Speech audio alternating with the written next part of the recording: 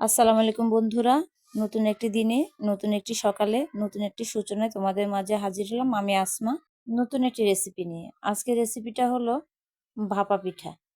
ভাপা পিঠা তো প্রায় সবারই পছন্দ।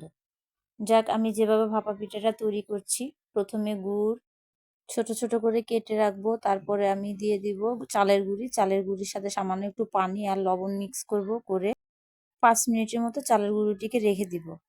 তোমাদের যদি ইনস্ট্যান্ট একদম ভেজা চালের গুঁড়ি হয় তাহলে পানি দেওয়ার দরকার নেই, 5 মিনিট রেখে দেওয়ারও কোনো প্রয়োজন নেই।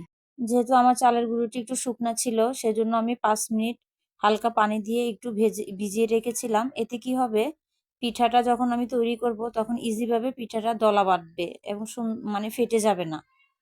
রেখে আমি তারপরে ওই চালের গুঁড়িটিকে একটা ছাঁকনির মাধ্যমে ছেঁকে নিব। এতে পিঠাটা সফটই হবে। এবং একটা বা যে কোনো একটা বাটির মধ্যে, মিডিয়াম সাইজের বাটির মধ্যে সামান্য একটু শুকনা গুঁড়ি দিব। তারপরে আমি দিয়ে দিব পর্যায়ক্রমে ভিজা চালের গুঁড়িগুলো, তারপরে দিব নারিকেল, যে স্বাদ মতো দিবেন আপনি মিষ্টি, যে যেরকম খায়, আমি যেরকম খাই আমি সেরকমই দিলাম।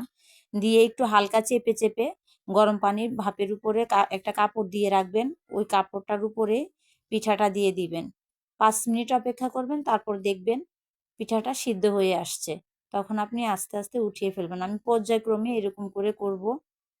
আপনারা ইচ্ছা করলে একসাথে 2-3টাও দিতে পারেন।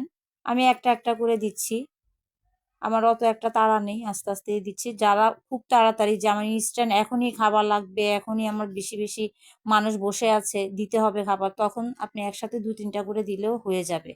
দেখুন কি সুন্দর লোভনীয় লাগছে না?